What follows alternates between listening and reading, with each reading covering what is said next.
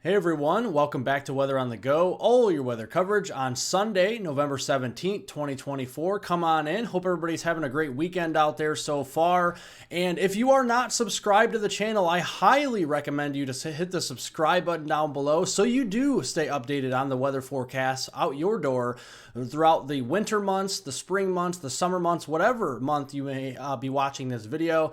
Definitely appreciate it. Also, like the video, give it a thumbs up down below, and leave any comments, questions, concerns below. You know, we always get to those after my videos. So let's look at our temperatures we woke up to this Sunday morning, and you see the chillier air further across to the west, across the western United States, milder air downstream across the eastern United States, and you can see those temperatures are warming into the 50s and the 60s and some 70s, especially down toward the Gulf Coast as we go into this afternoon, remaining a bit cooler further off to the west.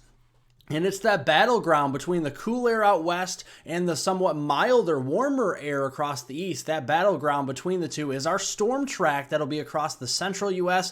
Our storm today is diving all the way south here towards the Four Corner states into Arizona, New Mexico, and West Texas, even into Mexico here itself today. That'll be lifting up across the central plains toward the Midwest as we go into tomorrow. This is on Monday, November 18th, and it's going to bring a lot of moisture with it. So we're going to be seeing the Gulf of Mexico open for business today and into your Monday. And it's going to be bringing some Gulf of Mexico moisture northward all the way into the Midwest, instability with it as well. So severe weather will also be a contender with this system. In fact, there is a level 2 out of 5 slight risk for severe weather across southwest Oklahoma down into west central Texas this afternoon, really from around the Oklahoma City area down toward Wichita Falls, Abilene, and then stretching back here towards San Angelo. We do have a chance for severe weather, and this could come with some significant damaging wind in around the northwest Texas there. Around the Wichita Falls region, could be seeing an isolated wind gust or two up to 80 miles per hour perhaps this afternoon and tonight. And we also do have a chance for tornadoes, a 5% chance of tornadoes in this brown shaded color from the Childress area over here toward Wichita Falls, west of the Dallas-Fort Worth area down toward Abilene, San Angelo, and Midland, Texas as we go through late tonight. And we do have a very, very low chance of hail. I don't think hail is going to be that big of a deal with this system as we go through today.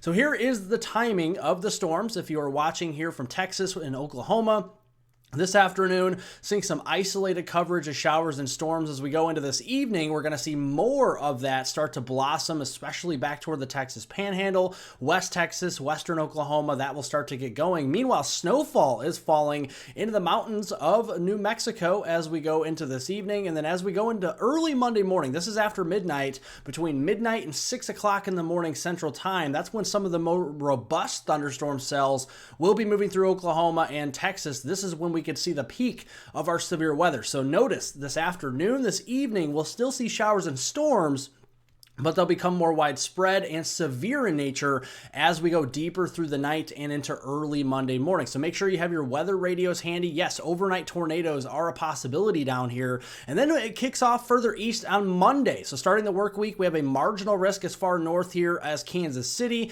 That stretches down toward New Orleans here, in toward portions of Houston. And then a slight risk in and around the Dallas-Fort Worth area and to the Red River Valley into southern Oklahoma as well. We're mainly looking at more 60, 70 mile per hour wind gusts out there, maybe some hail up to quarter size from southeast Kansas, east central Oklahoma, and east central Texas. And then the tornado risk is a 2% tomorrow in a large zone from Kansas City here into the Jefferson City, Missouri region, all the way back here through Wichita into portions of Fort Smith, Arkansas, into Oklahoma City and Tulsa, Dallas-Fort Worth, and even stretching as far south as the Waco region along the I-35 corridor in eastern Texas as we go through Monday. Again, Monday morning, we're going to start off with a broken squall line here of some showers and storms, and these could pose a risk for all hazards, damaging winds, 60, 70 miles an hour, quarter-size hail, and even a couple of isolated tornadoes, even Monday morning And then that moisture will be lifting northward, soaking rains up across the Midwest. That's what we like to see as we go into Monday afternoon because of the drought concerns up across those areas. And then maybe a line of showers and storms from southern Wisconsin and northern Illinois all the way back down here towards coastal portions of Louisiana as we go into Monday evening. And the further south you go along this line, the severe weather threat will be higher as we go through Monday evening.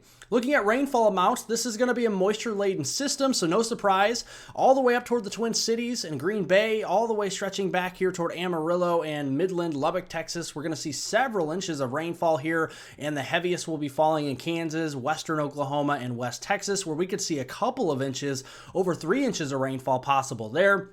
So watching out for flash flooding. A new storm system will be emerging across the Pacific Northwest today into your Monday as well. This could bring some heavy snows for the Cascades, parts of the northwestern Rockies and Idaho, western Montana, and even portions there of Utah, western Wyoming, and Nevada. Those could pose a risk for maybe over a foot or two of snow through your Tuesday.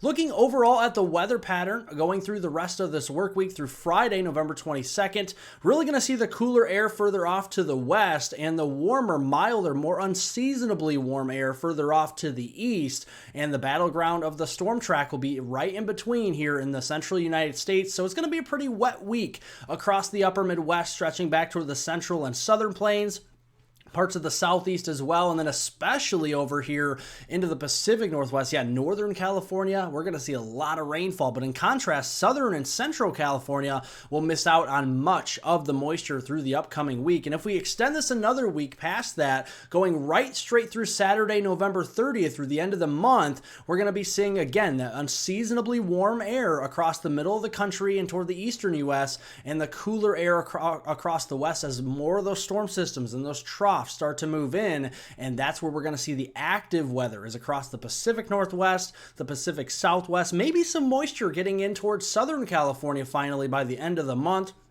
Some of that will lift up there toward the Black Hills region of the Dakotas into the upper Midwest here, but it's going to remain drier underneath of that from portions of the Phoenix region toward Albuquerque, for example, toward Oklahoma City, and then the eastern seaboard from Maine all the way down toward Florida, going to be pretty dry to end the month as well. So we'll keep you covered on that, everything weather here and weather on the go, so make sure to subscribe to the channel down below for the latest weather information right at your fingertips. Turn on all post notifications so you are notified for when my videos are posted.